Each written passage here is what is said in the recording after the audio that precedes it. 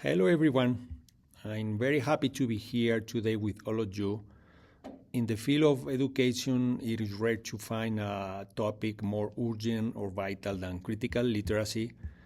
Before I begin, I want to thank the organizers of the Congress for the invitation and for their incredible support. And thank you all of you for joining this discussion on critical bilingualism in the United States and for your interest in my work.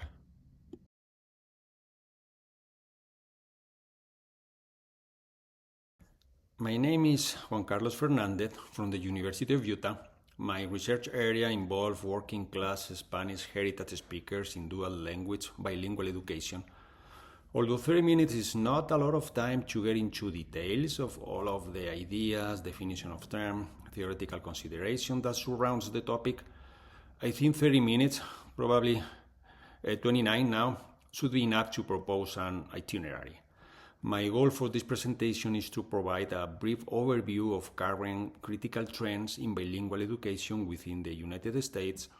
By the end of the session, I hope to demonstrate the necessity for bilingual programs to empower students to emancipate themselves from the ideological and capitalistic forces that exert hegemony over them.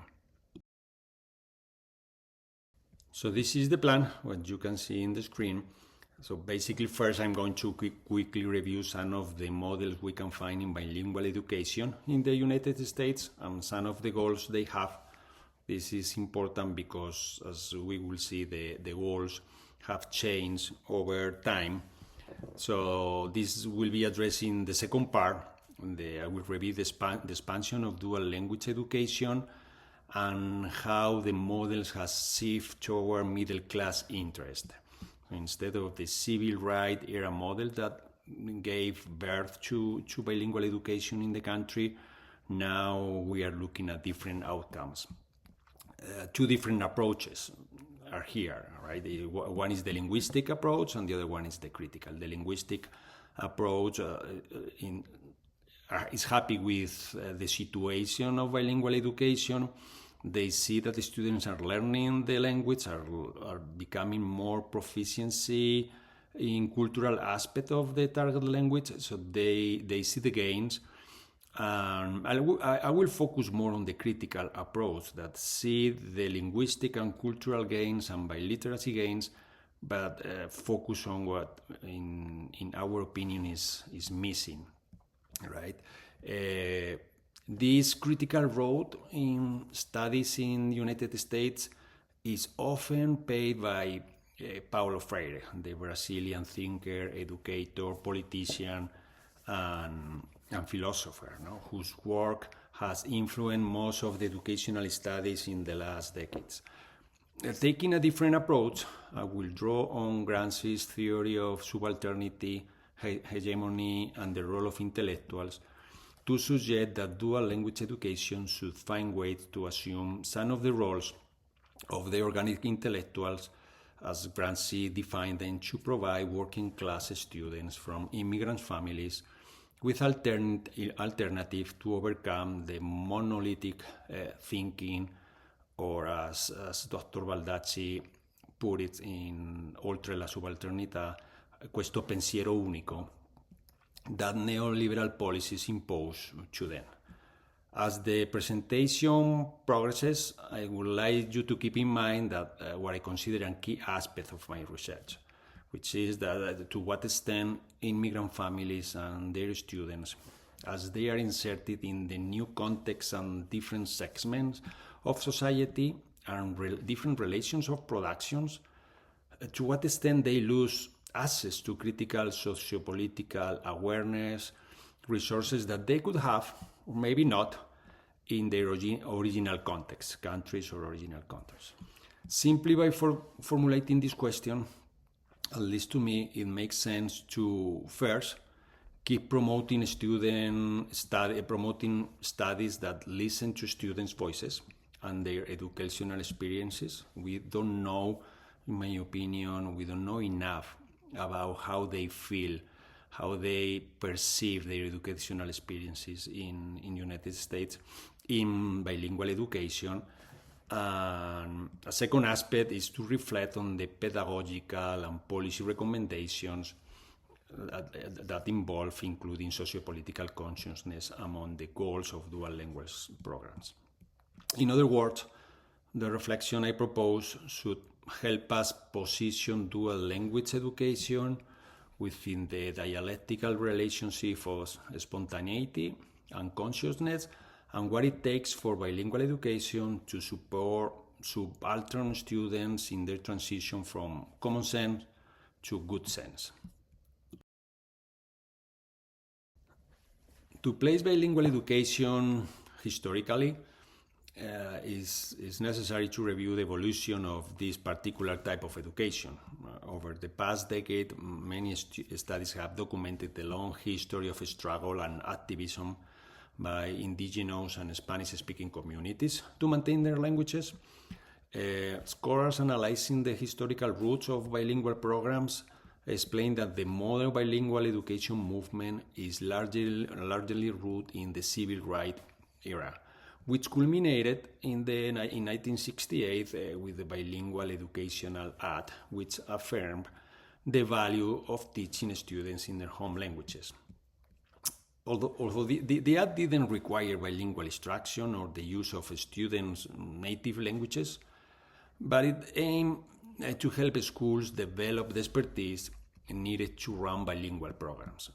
Of particular interest to those approaching bilingual education from a social class lens, like me, the Act prioritized non-English speaking families from low-income background, meaning that non-English speaking students from families with moderate income levels were included.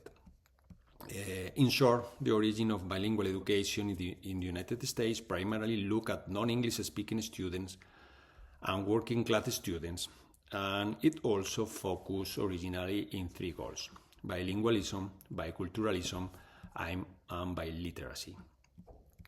At the beginning of the 20th century, dual language education became one of the fastest growing enrichment educational models in the United States, providing grade level content knowledge through English and another language to achieve high academic achievement. This has been always very important.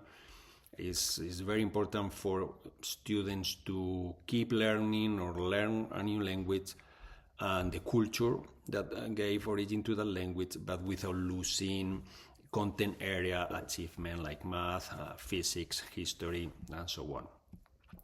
So as more and more schools adopted bilingual models, the name of this type of education also changed. As many bilingual education programs were transforming into two-way immersion programs, the two-way immersion programs is a form of bilingual education where there are two groups of students sitting together in the classroom. Pretty much half of the class have a heritage speaker background on the language, and the other half don't. So we have heritage speakers with L2 or foreign language speakers sitting together. That's why this is the two-way. The suppression of the word, the term bilingual, signals also an ideological shift from serving minoritized communities to serving majority second language learners. The prestige of these programs is sustained by the excellent academic results produced. As Lincoln, Larry, and Howard show, students in well-implemented dual language programs tend to outperform their peers academically, regardless of race, class, or dominant language, end quote. The critiques these programs have received are based in the suspicion that the excellent academic outcomes come at a cost. They come at the expense of the suppression of more equitable bilingual models. With the goals of high academic achievement, bilingualism and biliteracy, and cross-cultural competence, if that is even possible in a two-way programs have cross-cultural competence because the cultural knowledge comes only from one side.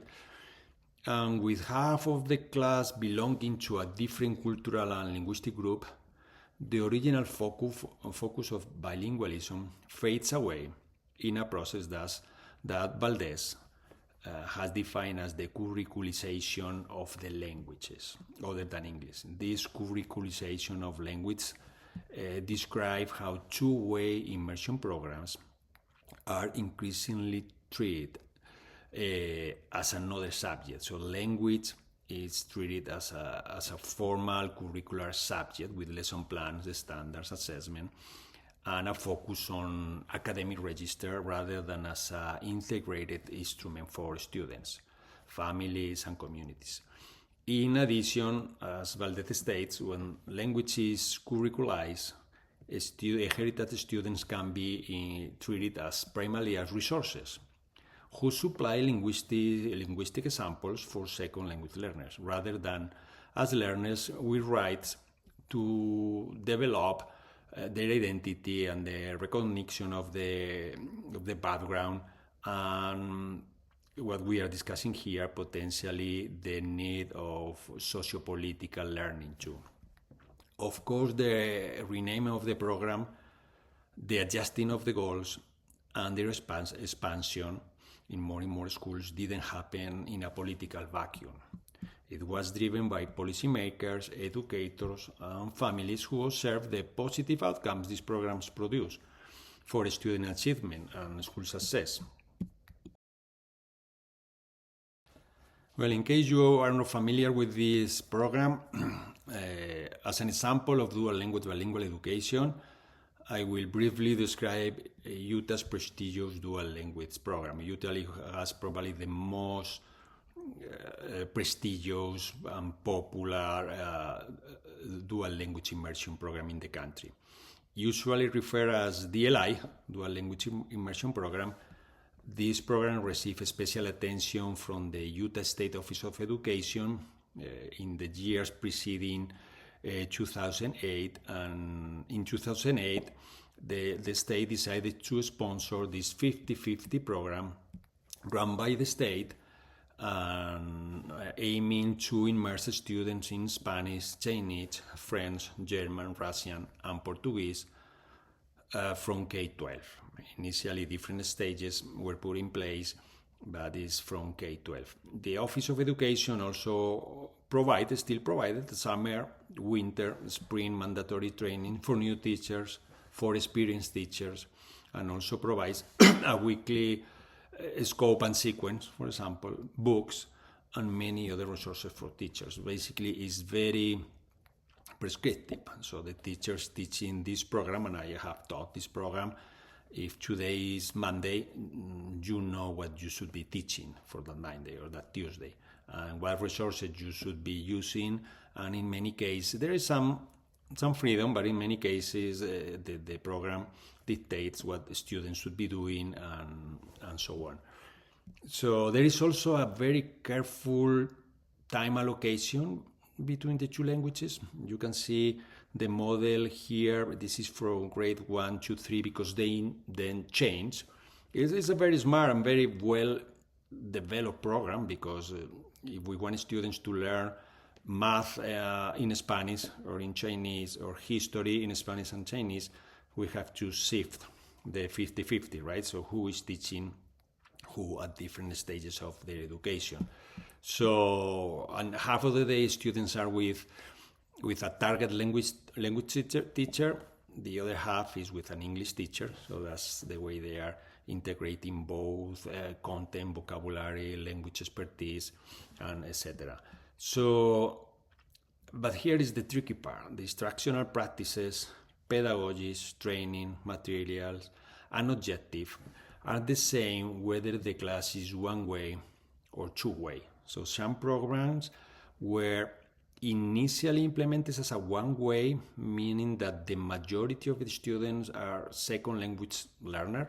Ideally is 30 or more to become two-way, but there's programs where they are one-way, and the program was developed for one-way teaching and learning, But then, for different reasons, the most common is that the population of the classroom changes, and then the one-way becomes a two-way, because we have 30% or more of the heritage speaker home language background, so that now there are two ways. But the program doesn't change. So the program, as I said before, the pedagogies and learning objective and class dynamic and etc. is the same. So despite the abundant, it's a lot of research showing the different linguistic and affective needs of English dominant and heritage language students, many programs, as I said before, ignore these differences, this recommendation, and retain a one-way orientation. Critics have raised concern about this. They have raised concern about gentrification, the concentration of DLI schools in affluent areas of the city, the use of heritage speakers as linguistic and cultural resources for second language learners, etc. In my experience, teaching at different levels in Utah's DLI, and also from informal conversation with other teachers, when the program is well implemented with fidelity, and this is my experience, Spanish heritage speakers, some native or near native speakers often receive lower grades than their Spanish as a second language peers. So everything that's very interesting, and here from this reflection comes my interest on the topic. So it was hard for me. I have to pay close attention what I'm measuring and how I was measuring what I was measuring, because as the program practices and pedagogical arrangements seems to minimize the linguistic and cultural advantage that heritage speakers bring to class.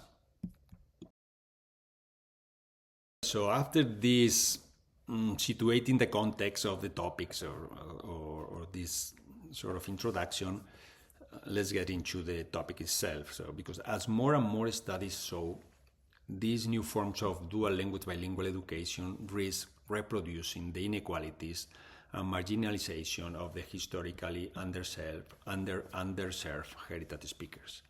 So going back to the bilingual educational ad, maybe Garcia and Sang, in their publication in 2019, they are right when they suggest that the bilingual educational ad, and I'm quoting here, was never meant to fully support the 1960s Latinx activists' goal for bilingual education as part of a broader agenda to confront the racist and structural inequalities in the US society. End quote. As a solution, there is a group of scholars that in the last pretty much 2 decades, a little probably 3, proposed the inclusion of a new goal, a new pillar in bilingual education or dual language bilingual programs. Is the sociopolitical or critical consciousness. Actually, what they are proposing is not the addition of simply one more pillar or one more goal, but rather the foundation of what will transform the purposes, interactions, policies, and practices. So the idea is that sociopolitical consciousness or critical consciousness is at the center, and everything revolves, the cross-cultural competence, the biliteracy, etc., around this idea. This group of scholars, of course, draw mainly on Brazilian educator Paulo Freire to describe the process, how this process that reproduces the status quo through the internalization of myths bred and promoted by the oppressor, right? That's pretty much a little quote from Freire.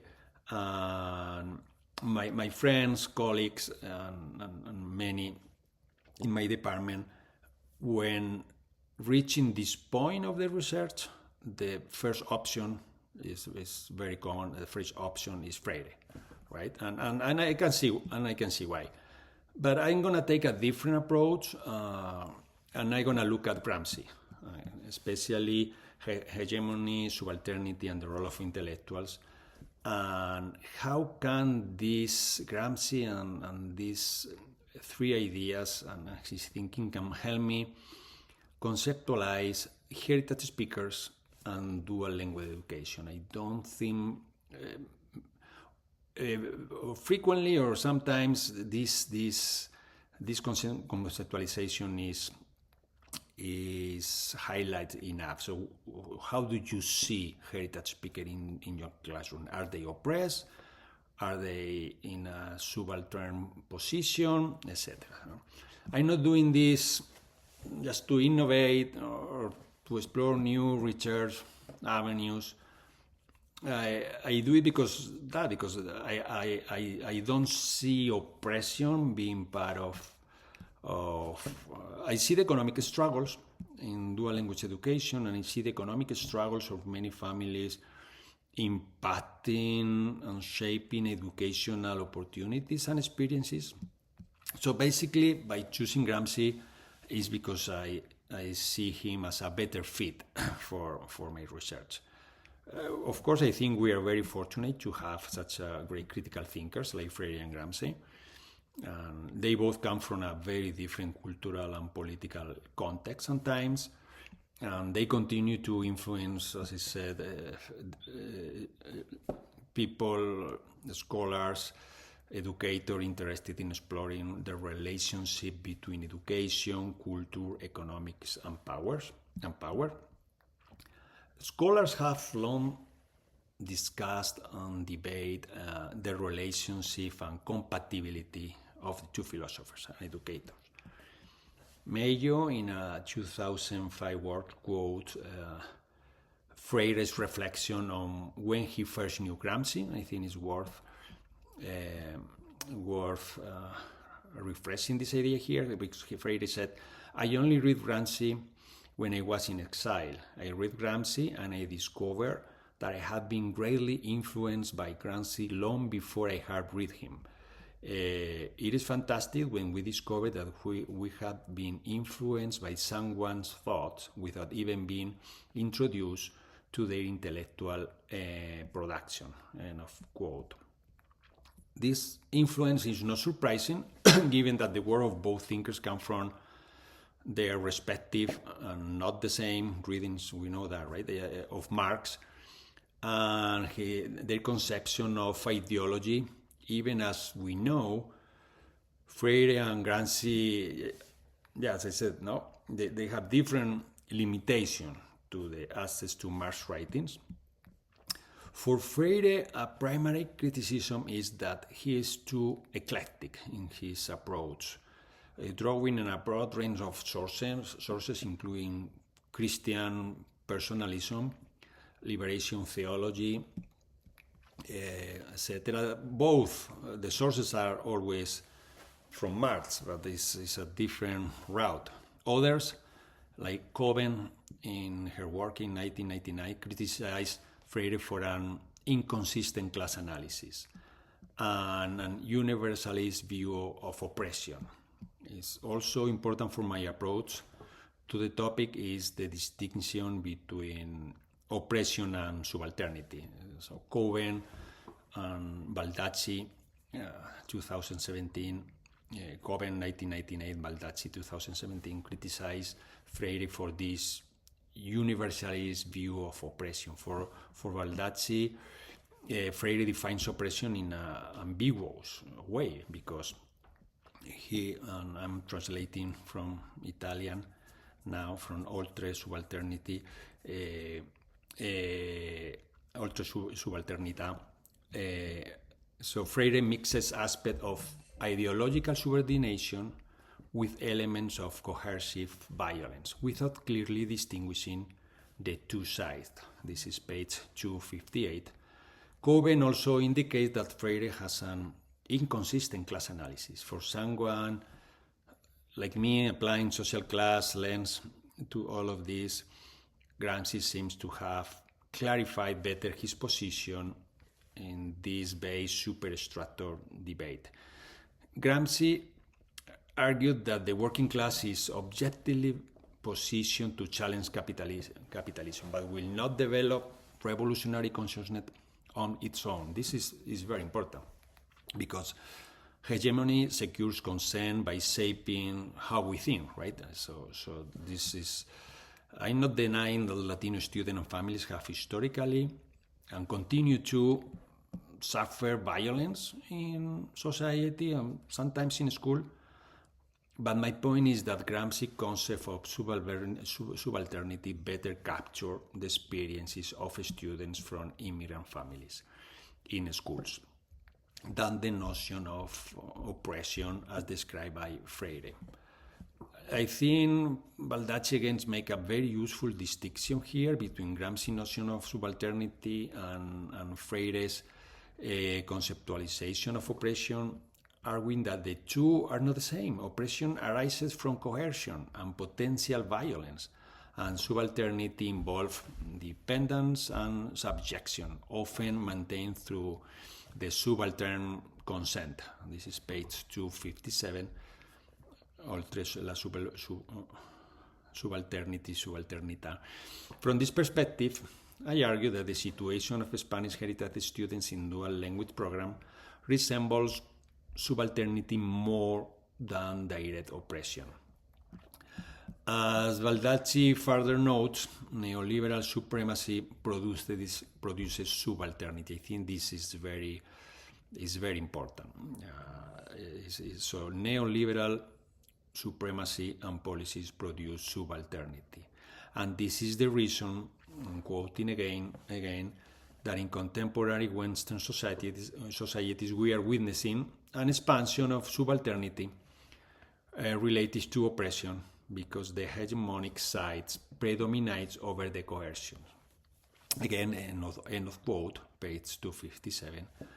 For Gramsci, the need of the subaltern to overcome a distorted and fragmentary conception of the world was expressed in the transition from common sense to good sense. That's pretty much what we are doing here, right? What we're going to do in education and bilingual education, this from common sense to the good sense.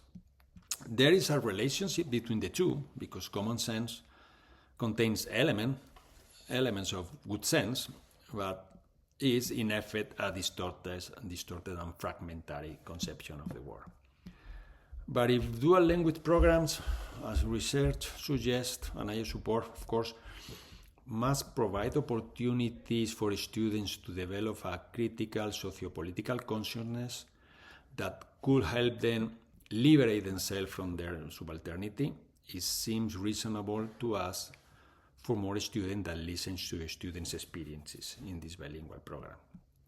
This is especially important because, and I'm quoting here too, the standard educational experiences for young Latinos tends to submerge them into silence, where they are taught to be quiet and avoid independent and critical thinking. This is Camarota and Romero, 2016, page 2006, page 16. The first finding of approaching this topic from this angle I'm proposing might be to have more intentional studies to determine in which phase of subalternity each student is, right? Gramsci conceptualized subalternity as a continuum, but there are different levels. So at the highest degree, there is a condition that of subjection that even prevents the subaltern subject from even imagining things in a different way. It's hard in this phase to see things as they are, right? Another stage is when the subject has the impression of thinking freely, but he thinks he's judging and choosing independently, but the reality is that he thinks that judges and chooses within preset systems. Again, Baldacci, page 259. Well, so here we are. I have less than 1 minute, so let me skip to the real question here, right? So, and I don't have an answer for this, but so what resources do students from immigrant families have when they migrate? So when families move across borders, they carry linguistic repertories, everyday knowledges, cultural practices, social network, stories, survival strategies, many things that they all have a high value. These things are powerful, but at the same time, migration often disrupts them in a way that we are still investigating.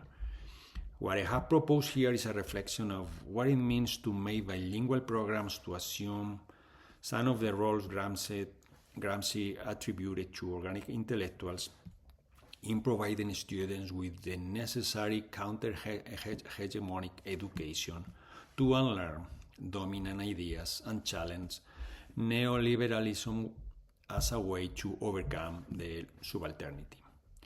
Thank you very much for your attention. Thank you for attending this presentation.